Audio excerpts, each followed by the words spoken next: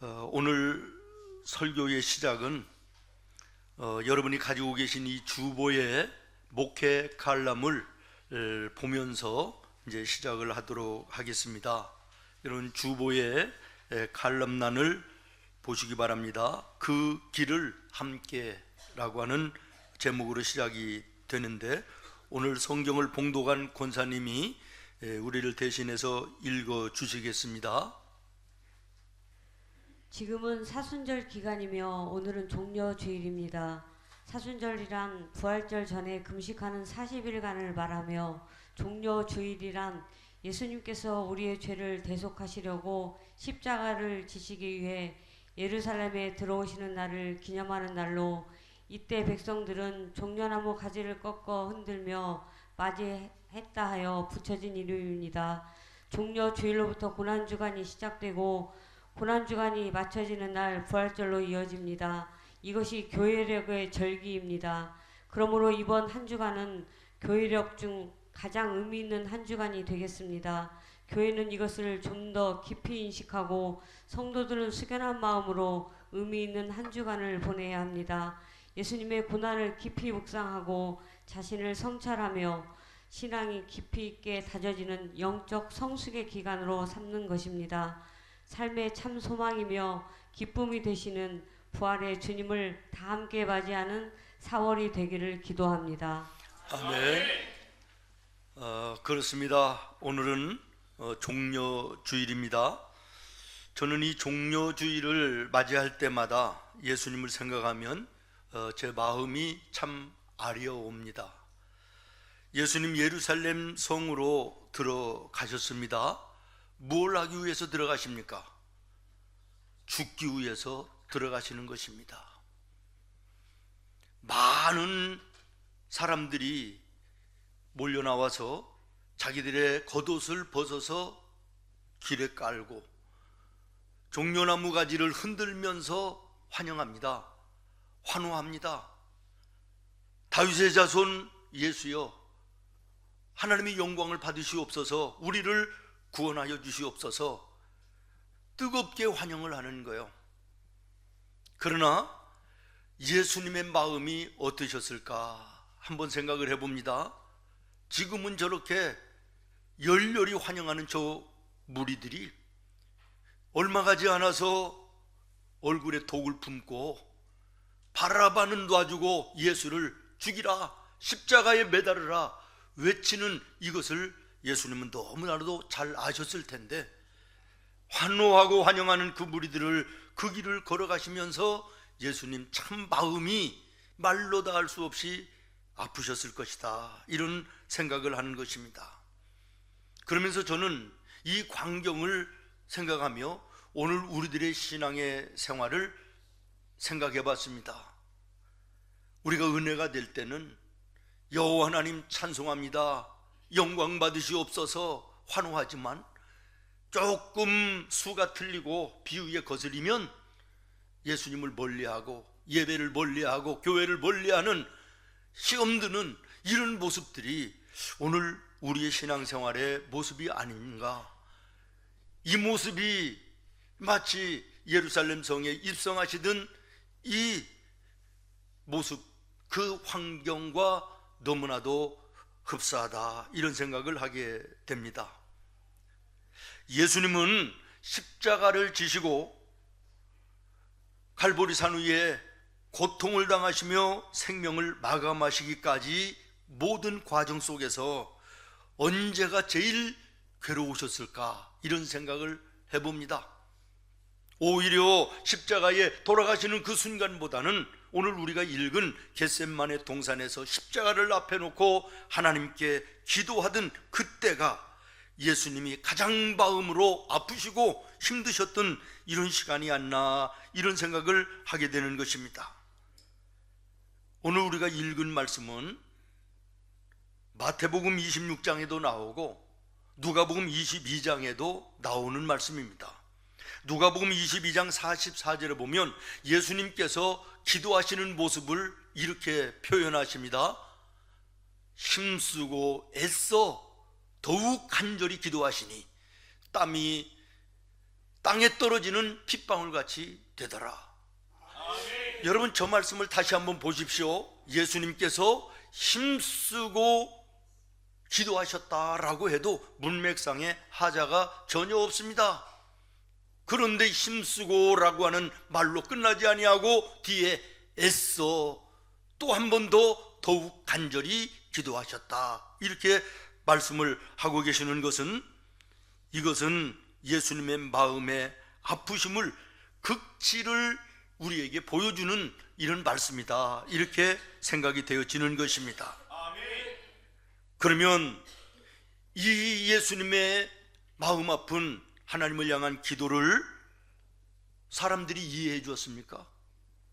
함께 기도해 주셨습니까? 아닙니다. 제자들마저도 예수님의 이 기도를 이해하지 못했습니다.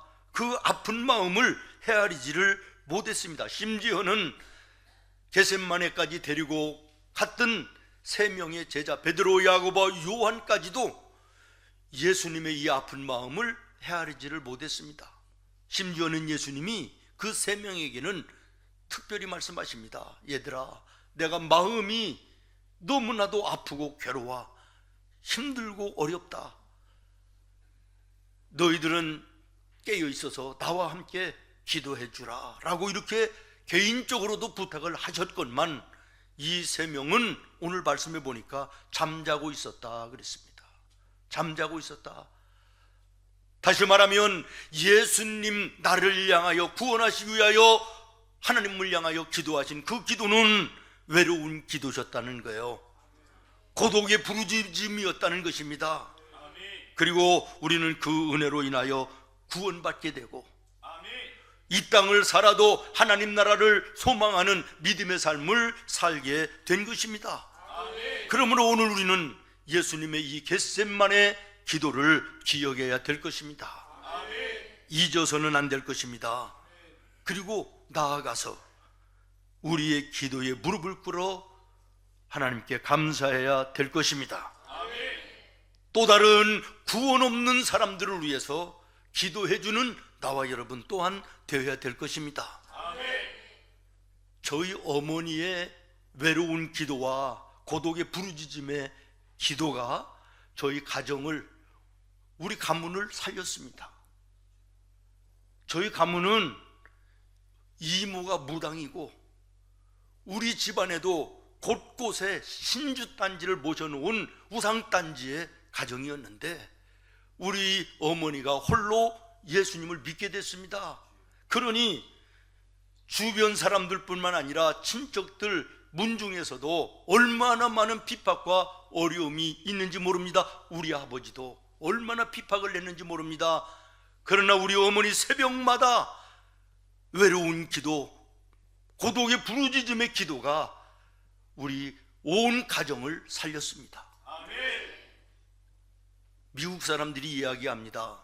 링컨 한 사람의 기도가 미국을 살렸다. 그렇습니다. 한 사람의 기도가 한 가정을 살릴 수 있습니다. 한 사람의 기도가 나라에 영향력을 주고 나라를 살릴 수도 있는 것이 기도임을 기억하시기를 바랍니다. 아무도 이해해 주지 않고 함께 기도해 주지 않는 외로운 기도, 고독의 부르짖음, 이 기도가 예수님의 겟세마네 기도였고 이 기도를 통하여 온 인류가 구원받는 놀라운 은혜를 누리게 된 줄로 믿습니다. 그리고 그 은혜가 오늘 나에게 임하여 이 구별된 자리에 앉아 있을 수 있음을 감사해야 될 것입니다. 우리나라에도 삼천리 방방곡곡의 교회마다 기도 소리가 끊어지지 않던 그때가 있었습니다. 산마다 기도원마다 기도하는 성도들의 기도 소리가 밤을 새우며 기도하던 그런 때가 있었습니다. 외로운 기도였습니다. 고독의 기도였습니다.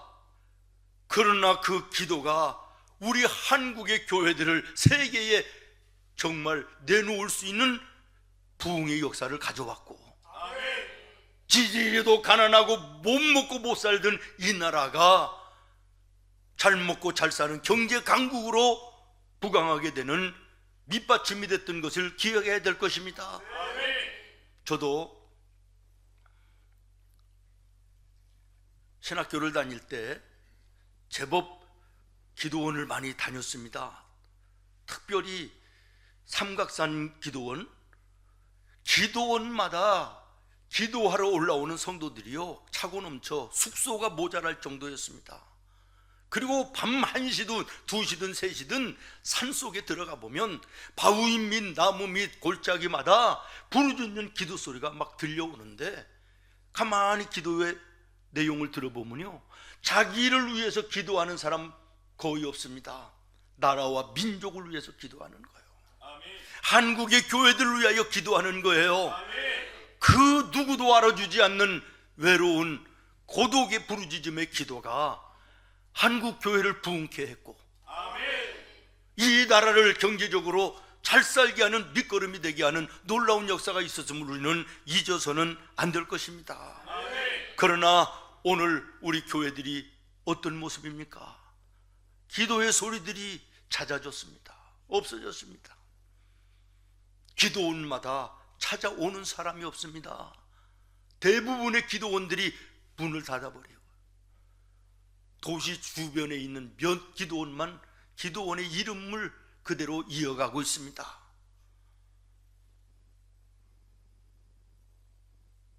정부에서도요, 이제는 정부의 시책에 맞지 않고 거스르면 어느 단체에 들어가서든, 교회도 마찬가지입니다, 전부 다 없애버리고 그 재산을 전부 다 나라로 환원시키는 법을 만들고 지금 앞에 놓고 있습니다. 통과만 되면 그렇게 되는 것입니다. 오늘 우리가 기도에 잠을 자고 있을 때가 아니라는 것이에요. 미스바의 회개 운동이 필요한 때요, 기도인 운동이 필요한 때요, 예수님의 겟세마네 동산의 기도처럼 외롭지만 고독하지만 부르짖어 기도하는 기도 소리가 다시 회복되어야 되는 때가 이때임을 우리가 기억해야 될 것입니다. 그 다음은 겟세마네의 예수님의 기도는 믿음 안의 긍정의 기도였습니다. 언뜻 오늘 보면 말씀이 거절하고 싶고 부정하고 싶어 하는 기도로 비춰질 수 있지만, 사실은 믿음 안에서 하나님께 드리는 예수님의 긍정적인 기도였다라는 거예요. 여러분, 이 기도의 결국을 보십시오. 그러나 나의 원대로 하지 마시고 아버지의 원대로 하시옵소서. 믿음의 긍정의 기도였다라는 것입니다. 그리고 예수님은요, 평상시에 모든 문제들을 묘사하기를 산이라고 묘사를 했습니다. 산 같은 문제, 산 같은 일들, 이렇게 묘사를 했는데, 오늘 구속의 문제, 다시 말하면 평상대로 예수님께서 이 구속의 문제를 하나님께 아랜다면, 하나님, 큰 산 같은 문제가 앞에 있습니다. 태산 같은 문제가 내 앞에 가로막아 있습니다. 이렇게 기도하셔야 되는데, 오늘 말씀에 여러분 보십시오. 36절에 보면 이 잔을 내게서 옮기시옵소서. 뭘 옮겨달라고요? 잔을. 여러분, 이 잔, 물잔 하나 옮기는 거, 이거 불가능합니까? 누구든지 가능해요. 어린아이도 물잔 이거 하나 옮기는 것은 아무것도 아닌 것입니다. 그런데 예수님의 기도가 뭡니까? 큰 산 같은 이 구원의 문제가 있는데 하나님 해결해 주십시오, 이렇게 기도하지 아니하고 이 잔같이 아무것도 아닌 문제로 하나님께 기도하는 거예요. 다시 말하면, 하나님, 나는 이 문제를 해결할 수 있는 능력이 없지만, 내게는 태산 같은 문제지만 하나님께서는 잔 하나 옮기는 것처럼 아무것도 아닌 것을 나는 믿습니다. 그러니 이 문제를 해결해 주시옵소서. 이렇게 기도하시는 것입니다. 나와 여러분의 기도도 이런 기도가 되어야 될 줄로 믿습니다. 하나님을 크게 보고 문제를 작게 보는 기도 속에 하나님의 놀라운 역사가 있는 것입니다. 여러분, 믿음 있는 성도의 기도는 하나님 할 수 있습니까? 없습니까? 이렇게 묻는 기도가 되어서는 안 됩니다. 하나님 안에 있으면, 하나님이 함께 하시면, 하나님이 도와주시면 나는 할 수 있음을 믿습니다. 내 앞에는 태산 같은 엄청난 문제지만 하나님이 힘을 주시면 내가 이걸 이길 수 있습니다. 도와주시면 내가 승리할 수 있음을 믿습니다. 이게 믿음 있는 기도다라는 것이에요. 그래서 사도 바울은 내게 능력 주시는 자 안에서 내가 능치 못함이 없을 것이다. 이 기도가 나와 여러분의 기도가 되어야 될 것입니다. 우리가 에디슨을 잘 압니다. 이분이 전기를 발명했습니다. 몇 번 만에 발명했는지 아십니까? 11만 번을 실험을 했는데도 답이 없습니다. 그때마다 에디슨은 하나님께 기도하고 다시 시작하는 거예요. 11만 번까지 왔는 거예요. 제자 하나가 묻습니다. 선생님, 11만 번이나 실패했는데 더 하시려고 그럽니까? 그랬더니 에디슨이 이렇게 대답을 했다고 그럽니다. 실패가 아니다. 이 방법으로는 안 된다는 사실을 11만 번 배운 것뿐이다. 하나님께서는 다른 방법을 나에게 보여주실 것이다. 그리고 기도하고 11만 한 번째에 전기가 발명됐다는 일화가 있습니다. 우리의 힘으로는 아무것도 할 수 없고 내 힘의 능력의 한계에 부닥쳐 있지만, 그러나 여기에 하나님이 함께 하시면 방법이 있는 것입니다. 해결되는 것입니다. 이기게 되는 것입니다. 여러분, 골리앗과 어린 다윗의 싸움을 기억하시기를 바랍니다. 하나님이 함께 하시느냐 없느냐 차이지, 힘이 있느냐 없느냐 이 차이가 아님을 우리는 기억해야 될 것입니다. 사랑하는 여러분, 하나님을 바라는 긍정의 기도는 되는 것입니다. 가능케 되는 것입니다. 그러므로 기도는 능력이라고 그랬습니다. 응답받을 때까지가 기도입니다. 하버드 대학 교수를 지났고 신시내티 대학의 총장을 지냈던 와렌 베니스 박사가 한 번은 연구 결과를 발표를 했는데, 미국에 잘 나가는 그 사업가 500명을 선정해 가지고 그 가운데 90명을 이제 추렸는데, 500명의 사업가들 중에서도 아주 회사가 잘 되는 기업 90개를 선택해서 그 오너들을 전부 다 개인적으로 면담하고 회사를 찾아가 돌아보고 3년에 걸쳐서 연구를 했다는 거예요. 그리고 공통적인 3가지를 내놨는데 너무나도 간단한 거라는 거예요. 첫 번째가 뭐냐? 큰 비전을 가졌던 사람들이라는 거예요. 다시 말하면 비전어리들이었다. 세상 사람들이 볼 때는 야, 저거 허풍쟁이다, 저거 말이 되냐, 이런 상상할 수 없는 큰 비전을 가지고 있는 오너들이더라는 것이에요. 두 번째는 경영의 원리를 말씀에서 찾고, 경영의 방법을 기도로 하나님께 찾고, 그 다음에 하나님이 기뻐하시는 일에는 자기의 물질을 조금도 아끼지 않고 투자하는 그런 사람들이었다. 세 번째는 찰거머리처럼 끈질기게 포기하지 않고 가는 사람들이었더라라는 것입니다. 그렇습니다. 사랑하는 성도 여러분, 하나님의 사람들은 비전어리들입니다. 꿈을 가지고 사는 사람들입니다. 포기하지 않는 사람들입니다.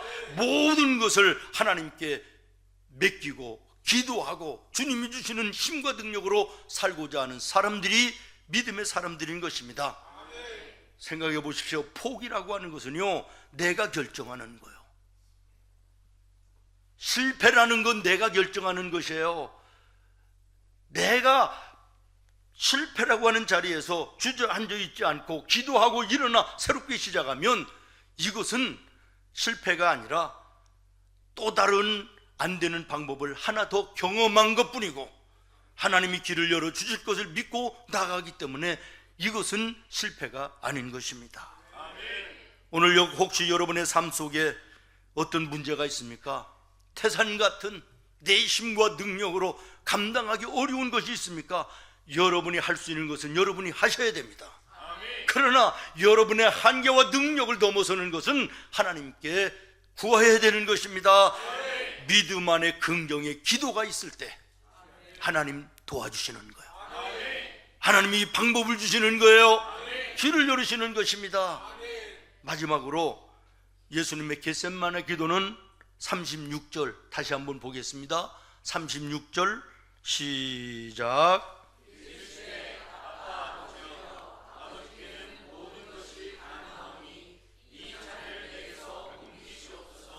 그러나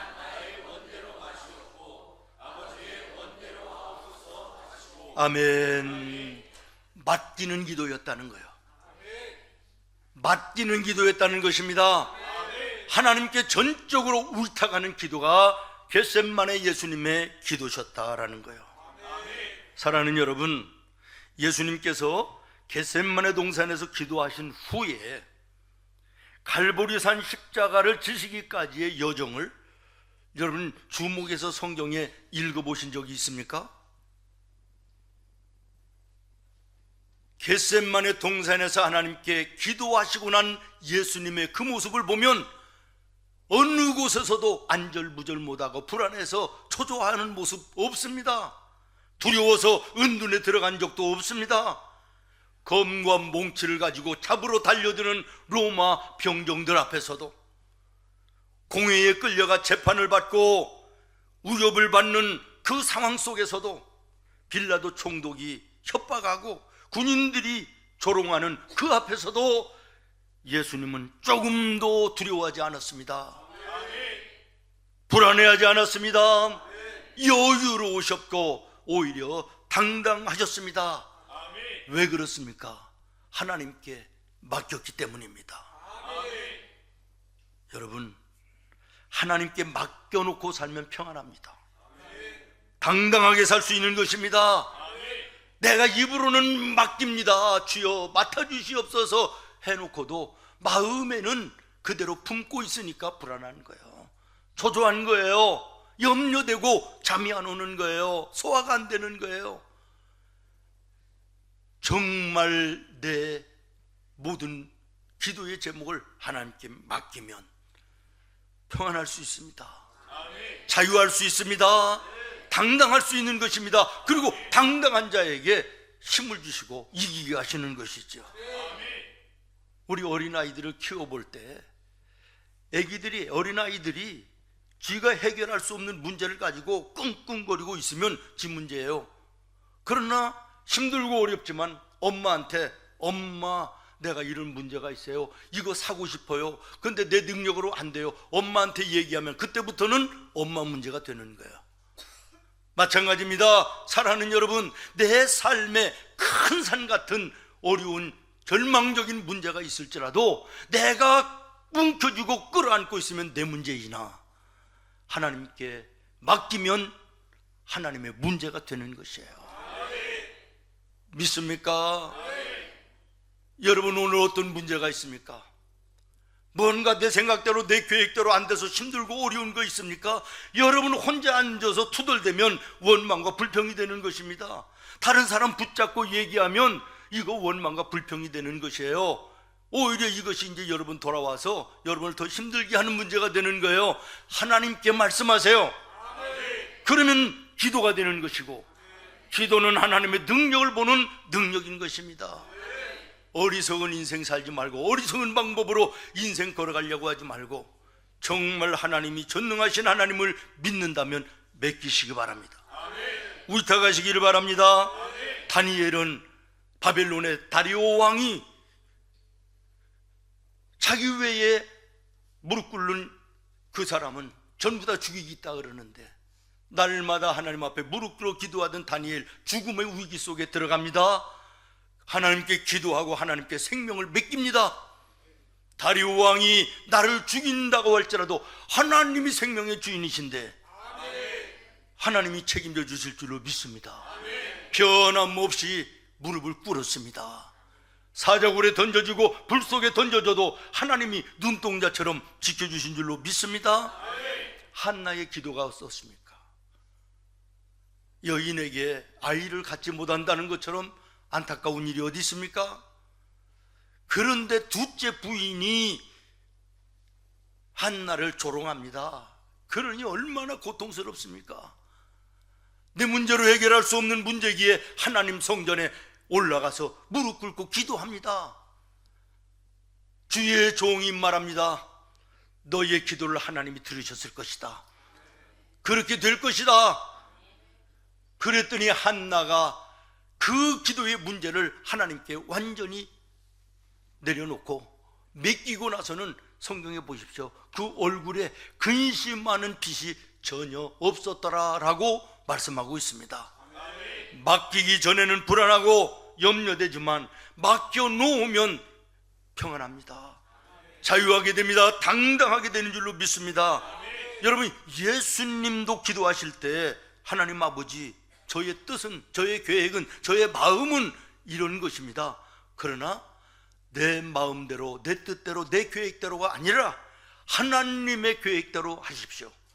하나님의 뜻대로 해주시옵소서. 이렇게 기도하셨습니다. 그런데 오늘 우리의 기도는 내가 계획을 다 세워놔요. 내 생각 굳혀놔요. 그리고는 하나님께 하나님 사인해 주세요. 이거 되게 해주세요. 이 기도가 우리의 기도 아닙니까? 죄송한 표현이지만 이것은 하나님 앞에 따라해요. 싸가지 없는 기도다. 한번 생각해 보세요. 다 자기가 결정해놓고 사인만 하라는 거예요. 되게만 해달라는 거예요. 이게 사실은 나의 기도 속에도 얼마나 많은지 모릅니다.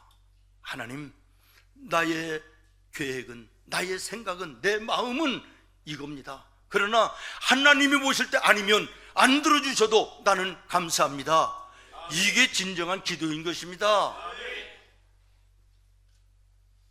찬송가에도 보면 가사에 내 주여 뜻대로 행하시옵소서.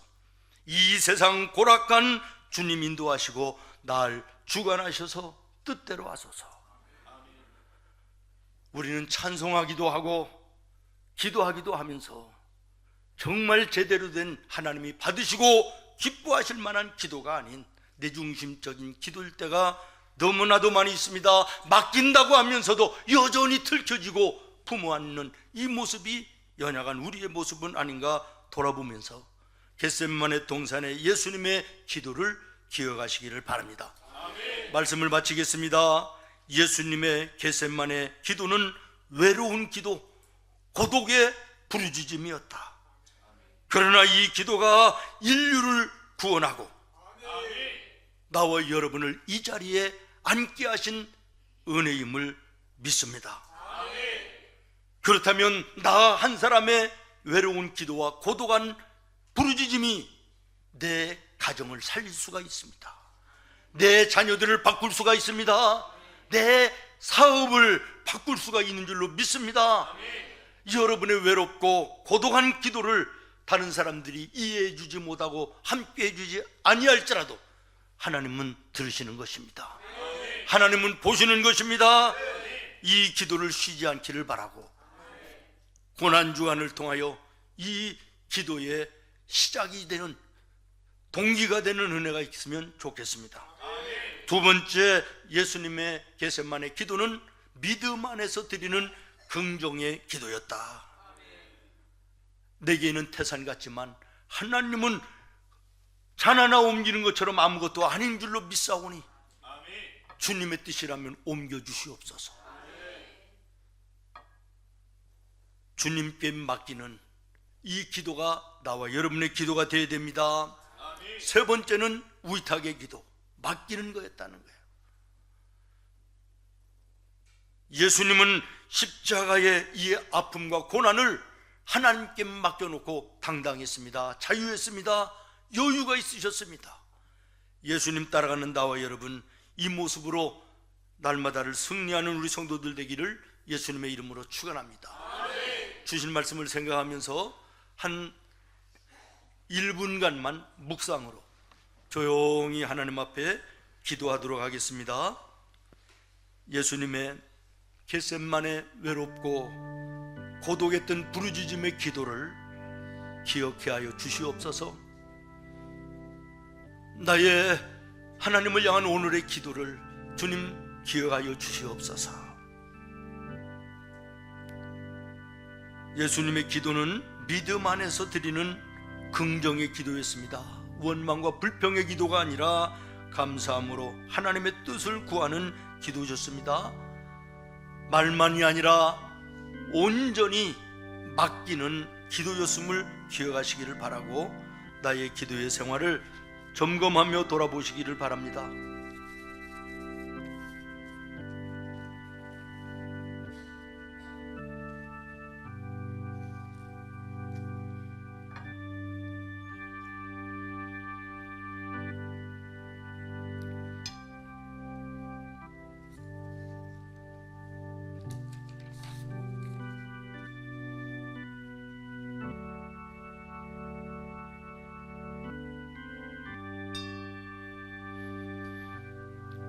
이제 주신 말씀과 여러분 기도한 기도의 제목을 생각하면서 찬양 드리겠습니다.